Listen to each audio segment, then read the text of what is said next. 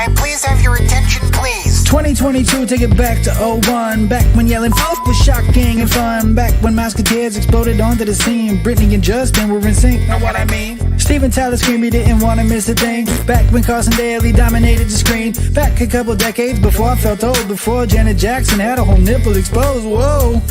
Hold up, whoa Nelly. Dr. Dre is scheduled to be featured on my telly. This about to be the best, there's nothing you can tell me. A heavy dose of nostalgia, no better way to sell me. Just then, a panic falls. I think I need to get my friends Frank and Jen.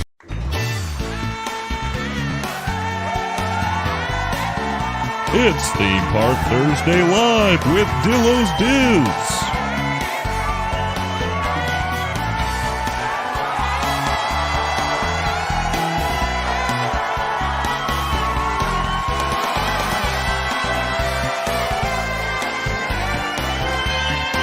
Featuring Frank.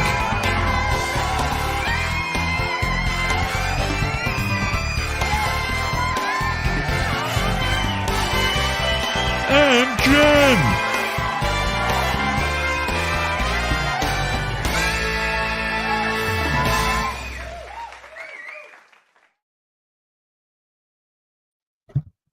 This is Theme Park Thursday Live with Dillos Diz. She is Jen. Hello. And I am Frank, and for the next 30 minutes or so, we're gonna I gotta write one more thing here into 3 topics or subjects. I mean, it's gonna be a little loose tonight, we're not gonna lie, because it was a slow news week. Whew, brutal. Yeah.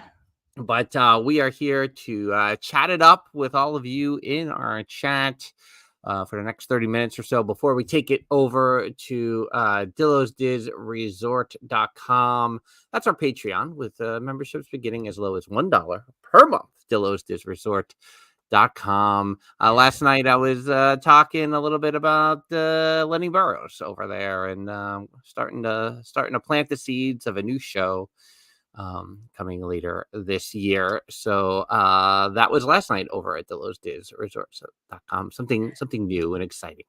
Coming soon to the YouTube channel, the Lenny Burrows playlist. And we're going to get a lot of videos up on there. I mean, I guess there's some things out there we probably could put together. There's some content. There's some content for Lenny Burrows out there in the world. That is what's going on. Jen, how you're 2 days away. How's that going? Oh, I was like, from what? It's great. You doing well? Yeah. The 25th. Jen's birthday is on the 27th, and everyone, in case you did not know, that is a thing that is happening.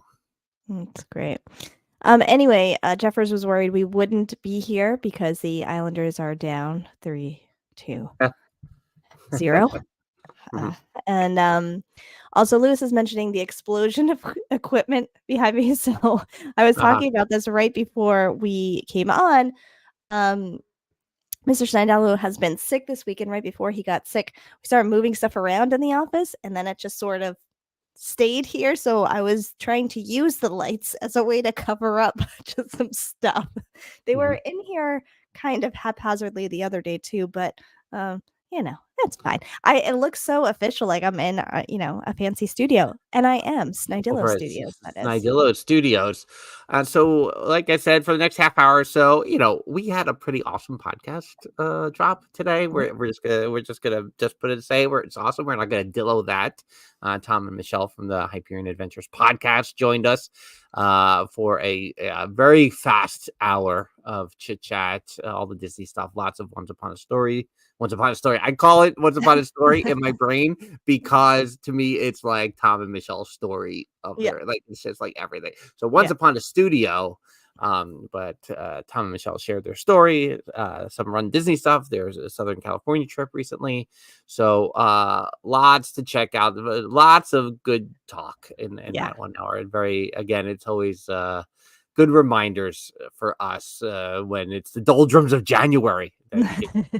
Have a fun hour of talking about Disney with the likes of Tom and Michelle. Yes, it's so much fun. They're the best. And of course, how we still have yet to meet them in person after all these years. That speaking of stories, that's a story in itself. Crazy. It's So make sure you check that out. And all the podcatchers. The audio is here, right, as well, which of that episode, if you choose to listen via YouTube, the Tom and Michelle conversation is there for you to check out immediately following you joining DillosDizResort.com if you haven't already. Yes. Also over there dropping today, topic number 1, 6 years later, here we are. It is technically our anniversary today. The first ever Theme Park Thursday dropped in the old Improviser's Guide podcast, pod feed, whatever you want to call it there. We did a little preview on January 25th, 2018. And Jen, did you listen to it today or no? I listened to probably about half of it, and I was like, wait, I'm so confused. What came first? And then I'm like, did we do the Great Movie Ride?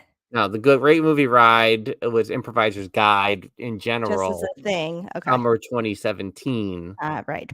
And then this was 2018. Jen is doing the revisionist history, the Mandela effect, all the things right now for Because I'm us. like, I don't understand why this isn't the first the Great Movie Ride, but that does make sense that was sort of the preview, because I remember doing it in this room on that wall over there with the little mics and Mhm. the entire family being outside when all the kids were probably like 2, 3, and 4 or whatever they were. Mhm. 1, 2, 3. I don't even know. So that's why I was like, wait, but it's January, but wait. But yeah, then I realized, oh, this was like the official day. I see. Yeah, the Great Movie Ride closing was just an Improviser's Guide podcast. It was just us improvising about the Great Movie Ride, which then begat Theme Park Thursday. Look at me using the biblical speech because I was doing some Lenny Burrows talk yesterday over at the resort. Topic number 2 is a Jen request. We're just going to talk about the Oscars. There was like an inside joke going around with Tom and Michelle that we were going to like talk about all the Oscar nominations. And Inside Baseball, we're like, well, none of us have seen any of these movies, so you know, there's a few movies we saw, and one in particular Jen will need to talk about and address. And then finally, I just threw this in here. If anyone has any questions that you've never asked us before here, within the 30 minutes, we'll do a little Q&A. Think about what questions you might have for us here on our 6th anniversary, 6 years later, the Oscars. Place your bets. I mean, I don't know what you're really betting on today. We can go either way. So we have seen Barbie, Nate. Yeah, I feel like not to persuade anyone to do 3 as the last one, but maybe we save 3 for the last one, and everyone just puts questions in the meantime, questions in the meantime, and then this way we can go back if you want. But yeah, people with number 1, I really were like, well, we've been here for the entire 6 years, so what do we have to talk about? 1, 3, 2, 1, 2, 3, cool. I mean, I'm ready to jump into topic number 1. 6 years later, Jen, did you think we'd be doing this podcast for 6 years? I mean, we kind of visited this a lot when we had the 300th episode in the fall, but which isn't it still our 5-year anniversary? Is that a 15-month celebration? What did we say? The 5-year I said, an 18 to 24 month celebration. Right, yeah. So 6 years later, here we are. I always said 10 years. And now what do you say? We really, when we have our own serious, XM radio channel. Our own channel. Yeah, that's right. The Dillos channel on Sirius. And Jen, what is there something that we've never talked about? Not in general, but like with regard to the fact that we've been doing this for 6 years. Is there something that still kind of blows your mind? I know we talk about the community, we talk about the trips and everything. Is there things that it's hard to believe that this. ... I'm trying to think if I mean, I don't think, obviously, if you know us, you know that we Dillo expectations. I don't think we had any expectations around the podcast. We weren't like, we're going into this and we're going on this path. Obviously, that's not how we roll. We had no plan. We had no idea what we were going to do. And I think, getting our feet wet in 2018 into 2019, and then once 2020 hit, I think not to say that 2020 stuff was a good thing or came at a good time, but it came at a point where we were kind of more comfortable and had a flow, and we're like, "Ooh, what if we did some more things with this and tried some different things out?" And we got into YouTube a little bit more with Parks and Monorail's Most Magical Mhm. Hour, where Don't we bring that met. up. Everyone will get sad. I know, I'm sorry, but we met most of the people here through that, and we, started reaching out and shooting our shot. Can we use that for anything? I don't know how to use that, but we started, reaching out to other people that um, were a big part of our childhood that kind of connected to Disney too, and they were saying yes to talking to us. Mhm. Like that part is still mind blowing to me. The people that we have met, such as some of the Mouseketeers, Mhm. such as John Caglione, such as Genevieve Goings 4 times. Oh, Like my God. it's it is it's crazy. Genevieve, I mean, we love her. The fact that she is nostalgic for me, not for my own childhood, because we're about the Right. same age, but because when the 9-year-old was like 1 and just getting into Disney Junior a little bit, and she was singing the Magical Holidays song, that song was just like, "Yay!" And then the following year, it would come back, and I'm like, "Yay, it's the holidays! Mhm. We're hearing this song," and slowly starting to learn who she was, and then, like, now we've talked to her 4 times. I met her in what? Right. What is that? Um, and, Yeah. the fact that Scotty knows our names after, 20 Oh, years yeah. of seeing I him. mean, I mean, what? yeah. I mean, and then really, right, I feel like you start naming people, we're gonna leave people out. I But know. right, like when we didn't know that 2020 was gonna go on as long as 2020 did, that Mhm, right in that early first month or so, because Scotty, would, because Jelly Rolls was closed, so he was doing his live streams, and I was like, mhm. "Well, this is an idea." And at the same time, Louis Gravance, who had just dropped his book, Yes. Service as a Superpower. So those two things, like both their lives got like disrupted, and they were both performers that we have loved for Mhm. decades. Yeah. And so, like very early on, I was like, all right, this is a good time because they're not. Maybe we can reach out and just connect, and they're not, and nobody's doing anything. So, but that really set things in motion to really lean into our nostalgia, right? I Yeah. mean, I think that's when, as much as, oh, we're siblings and we're former cast members and we went on family trips, there was also kind of this deep rooted nostalgia in entertainers that brought us joy. Yeah. And now it'll be interesting now, I think, now we're getting to that place, right, where the kids are getting a little older, that I wouldn't be surprised for us, kind of like with Genevieve, to Mhm. dip into things that are going to be nostalgic for them, but also nostalgic for us Yeah. because I mean, just goals, right? Allison Hennigan, just so we can talk about Fancy Nancy. That's what we would talk to Hennigan about. Yeah, for sure. Exactly. Yeah, we'll get to How I Met Your Mother in a minute, but let's go to Fancy Nancy. I mean, and you're mentioning Louis, which immediately went, oh God, the great HP. Like we Oh spent God. every one of our trips at the studios just Mm, watching him and yep. getting to sit and have a conversation with him.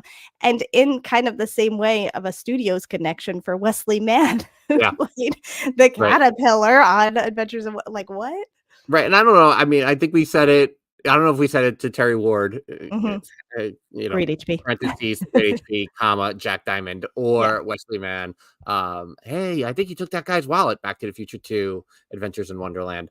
Yeah, but the story goes that we thought that Terry Ward might have been Wesley Mann because we were like, well, maybe Yes. he's filming Adventures in Wonderland, and That's right. then during the week he's performing on Hollywood Boulevard over here. Yeah. And I don't know if you made me ask him or I did it on my own that I did. Ask Hello. Terry, I think one of the first, Yeah. that first year, it's 2 years or whatever. Yeah. And he was like, oh, no, I'm the great HP. I was like, Mhm. ah, uh, so and maybe after we do this, since we just referenced a lot of different episodes, we'll Yeah. try to drop some links in the comments Yeah. of those episodes in particular, or even the videos that we have here on YouTube, just so people can go for reference points. Yeah, and I don't mean to, like, name drop, like, look who we got to talk to. That is honestly like the stuff that blows my mind about. That's the kind of thing I never would have saw coming. But in a similar way, we talk about the community so much, and that being honestly our favorite thing about it all. But to go into it honestly, doing personally, I can speak for myself. I don't know about you, doing zero research when it came to like Disney YouTube channels, Disney podcasts. I didn't even know what was, and I think I've said this before. If I knew how many Disney podcasts there had been, and from really big names, I would have been like, absolutely not. We're not doing this. Who's gonna what? Right. But I had no idea the world that existed. We had the blog for a while that we kind of would dip our toes in for. Since when? When did we start that? Like 2009? Gosh. Yeah. 10? 12. Yeah, oh, no, 11? you might be Yeah. right. It might be earlier than that. It might be 2009. Where Yeah. we were brother and sister Dillo, sometimes brother and sister Dillo, and like we started there and kind of would go in and out of Twitter and kind of put some stuff up or whatever, and so it's a pretty funny, interesting journey. Yeah, and I mean, I think those are right. Those are the two roads where we thought, oh, we'll tell cast members. Again, not maybe thinking 6 years. Yeah.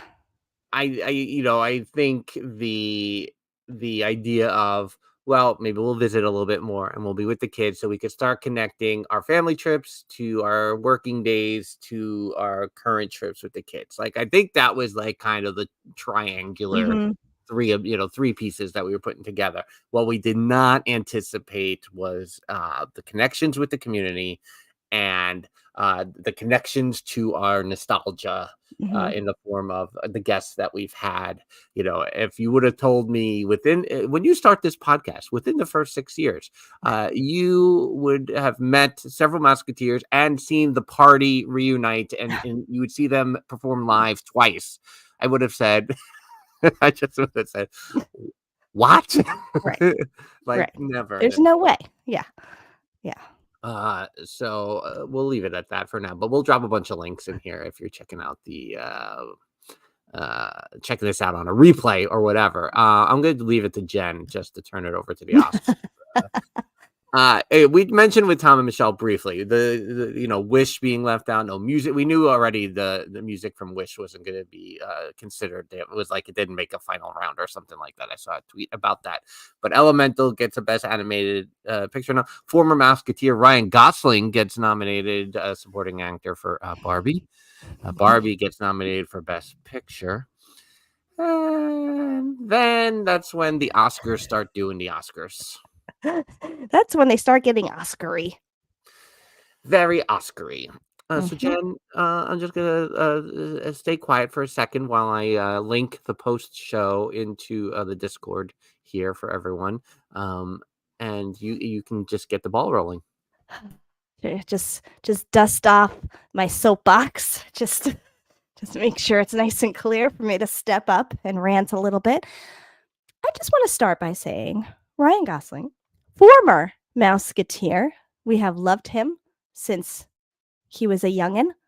I don't want to take anything away from him. And I do feel in some of this hullabaloo, I don't, he got nominated for an Oscar. That's amazing.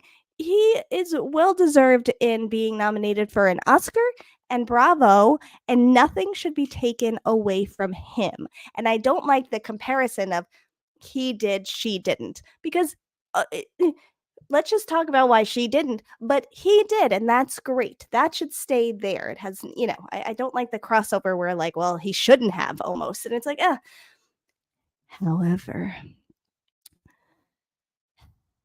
so I haven't been watching the award shows, but I have seen clips. I'm on the TikTok. I see all the clips of all the things, so I never really have Golden to watch Globes. I watched the Golden Globes from beginning to end. Yeah. Yeah. Here are the things I'm noticing at the award shows and the clips I'm seeing.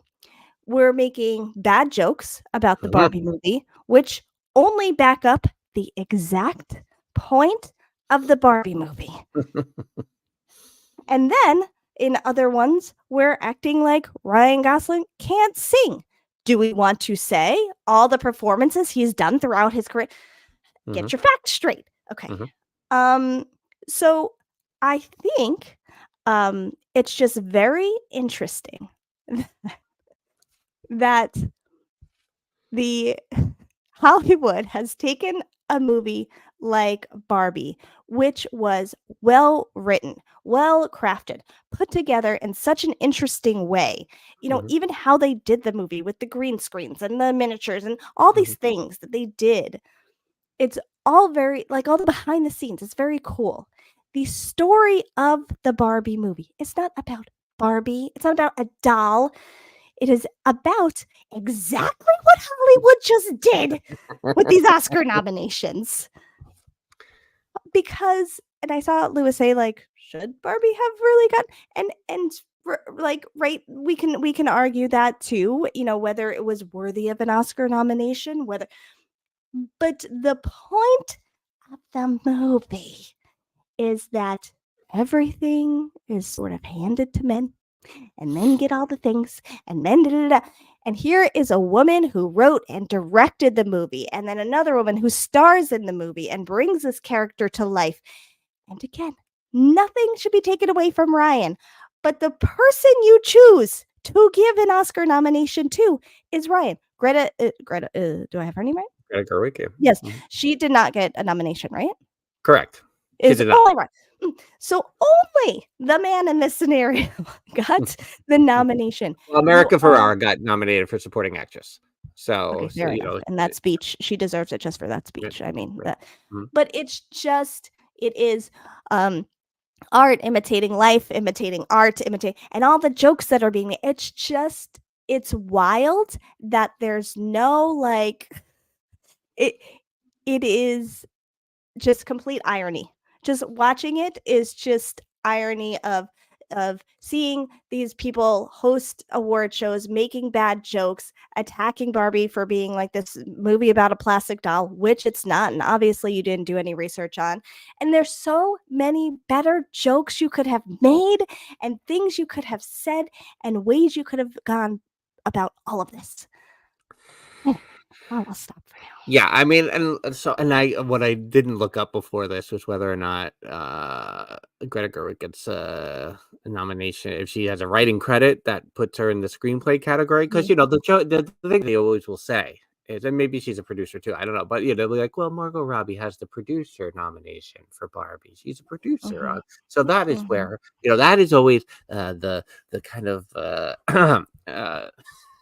I'm censoring nonsense that you hear sometimes when these arguments are made. So, I my first thought always when these things happen is I remember when Billy Crystal was hosting the Oscars 30 years ago, and Prince of Tides was nominated, Mhm. and the button of his song, he did the songs for each movie, had a different parody to the song. And the last line was, "Did this movie direct itself?" Mhm. And it was, they had the 5 Best Picture nominees back then, and you had 5 Best Directors, and sometimes those things didn't line up, and sometimes it was because Barbara Streisand directed one of those movies, Mhm. and it always caused this, stir. So this is not a new. Uh, a development. This is a continuing development. What I Mhm. don't understand about Greta Gerwig not getting the nomination for Best Director is, you have all these production categories, and you have, the director has to, and then I'm going to go from a theater sense, right? Mhm. A theater director has The all these MFA is production coming out. elements, and and they got to unify a concept. Mhm. It's a unified concept. You have the film's concept in this case, all these things that you have brought together as the director Mhm. and made it happen Yep. with this kind of people say that Barbie finally brought people back to the movie theater. That Mhm. it took a while. The movie theater was packed. We weren't Mhm. seeing Barbie that weekend. We were seeing whatever Disney 100 release was that weekend. Mhm. But the movie theater, we hadn't seen it that packed, and even before the pandemic, we had not Yeah. seen it that packed. Yeah. So there's this. I don't know how you cannot recognize what this director's concept and Mhm. execution of the concept then led, like, what is the purpose of the movies? Right. Right. Like, what are we doing? Yeah. And and for Margot Robbie, who I loved her since Pan Am, from day Mhm. one. Pan Am, you go, who is this? Why is she on this show? She's gonna be the biggest thing in the world. Like, you could just Mhm. tell. It was just Mhm. like, I want to like this show, but I don't think you belong here. I think you belong on a higher plane. And one of my favorite tweets this week, just quickly, X tweets, people talking about how John Cena paid for Margot Robbie's dinner in a restaurant, and they chatted, and that's how he got the cameo in the movie. If you see Margot Robbie in a restaurant, you pay for her dinner. I don't care how much that bill costs. Uh-huh. You see her, you just pay for her dinner. Come on. Yeah. Yeah. Come on. Yeah. But a lot of acting is making the people around you look better. You cannot have the Barbie movie without a believable Barbie in order for all the other characters to work. Yeah. What are you doing? Yes. Yep. Side note, Margot Robbie also seen in About Time, that movie you have to watch again. Okay. I I forget that she's in there. Every time you say it, I'm like, Yeah. oh, yeah, she's in that movie. Lewis, you said they didn't make bad jokes about the other movies. They absolutely did. That host in particular, No. not great. So that's a whole other And they said other everyone can of turned that worms. hosting gig. Nobody wanted that hosting gig, is that's what Yeah. people say about it. And I'm not saying that there's lines, there's levels, there's comedy is hard. But the jokes that were chosen were not Lewis, probably- I think I'm going to take, Lewis, your question here as one of the Q&As, since we only have 4 minutes left, where you're saying, is appeal a criteria for Oscars? And I think it should be, Lewis, because I think sometimes there have been years where I didn't make it to the movies, or I didn't see some of the movies, that some of the movies, though, seem like, what is this? Who saw this? Why isn't the movies about appeal? The Barbie movie created an entire community. The social media that surrounded it, the groups of friends and families that were dressing up and going together. It did what I feel like a movie should do, which is entertain, bring people together, have you feel, and my soapbox is not to be like, Barbie is the greatest movie that's ever been made, but you can't take away the effects it had. I mean, where else do you see, how often do we talk about Disney merch or movies or whatever, not really marketing well lately and in recent years, and not bringing in the people, and missing out on some good movies because people feel like they didn't even hear about it. And this was marketed perfectly. This was done so well. It did so much. No, and he's comparing Lewis. You're going off the rails with the Mario talk. I'm going to call you out on that right now. So no, it's not about box office. It's not, it's not about popularity, right? And so the two biggest go-tos I always make in this argument is, one, Dark Knight Rises. Heath Ledger completely owns that movie, makes the movie what it is. The picture doesn't get nominated. People are like, but it was a huge box office hit. People go and see Heath Ledger as the Joker, so he gets the nomination. But maybe the movie, is the movie great? It's a pretty good movie, but is it a best picture nominee? No. And I think that was before they expanded it, and that was part of the reason why they expanded the number, is because it wasn't in the 5. Second case in point is Titanic. A brilliantly acted, sweet, no, you had a unified concept, even though it's based on history. I'm going to take the Titanic and I'm going to take all these production elements and I'm going to streamline them with this story about this girl who, guess what, breaks off from the norms and goes off on her own. That had the crazy popularity, people seeing it multiple times, people going in droves to the theater. Jen saw it like 17 weekends in a row, I think. 5 times in the theaters, my highest one. Like, so when it has that kind of pop culture phenomenon, so it's box office, right? Biggest box office of all time at the time, the pop culture phenomenon, and a unified concept and story. So Titanic is actually going to be the movie here that I'm going to compare to Barbie. Did I think Barbie's going to win Best Picture? Listen, the Oscars have to lean very heavy into the Barbenheimer concept in order for people to watch the Oscars this year. And they lost a little bit of that because Margot Robbie and Greta didn't get nominated. If they had that, and you kind of had this head to head, nobody's watching these other movies that got nominated. Get out of here. Yeah. Can you put up number 3? Because this will probably be the only question we other question that we actually do. Because okay, great. Number 3, quickly. Here we are. Jeffer says, "Why isn't there a yearly Dillos award show? What would the trophy look like, and what would the categories be?"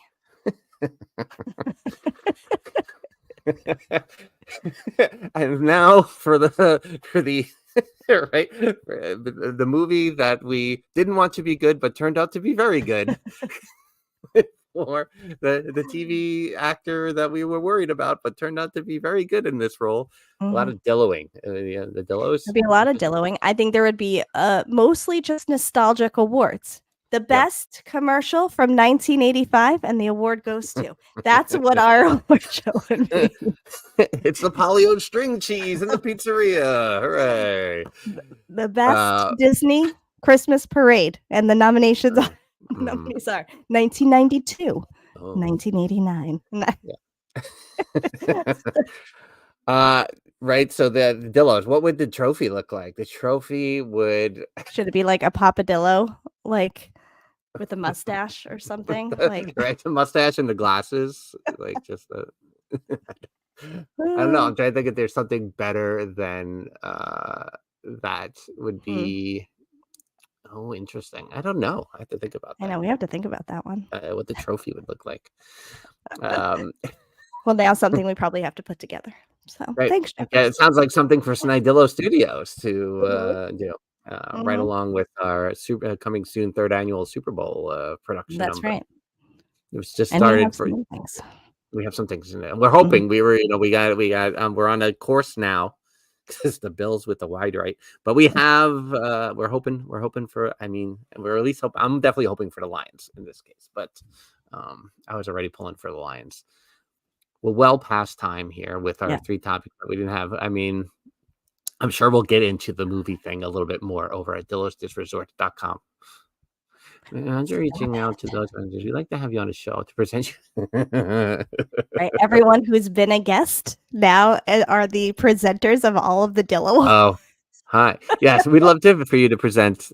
Just make a selfie video of you reading this category and these nominees and this winner. Can you do that for us? And John Caglione would be the last one because he has won an Oscar, so he gets to come out last for the final award of the night. Right, but Genevieve has a Grammy now, right? That's right. Yeah, we have award winners on our show. It's not a big deal. Hooray for 6 years of the podcasting. But right now we're going over to dillosresort.com, our Patreon, beginning with levels. Those levels, they begin $1 per month. Head on over to the One Channel Discord when you pay that $1 per month. So much shenanigans in there today as I'm trying to link a Facebook video over there, but I'll share that for another time. Oh man, the EGOT with the Dillos Diz. I love that. We'll save that. I gotta think of it. I gotta add this to my notes. I've been trying to take notes of things that people have given us ideas about in not a post-it form. So Jen has a very extensive shared note on my iPhone. 2024 goals. But thanks for checking us out here. Make sure you like the video before we wrap up here, and we have dropped the link for the post show in our One Channel Discord. Until next time, she's Jen, I'm Frank. Bye bye. Deuces.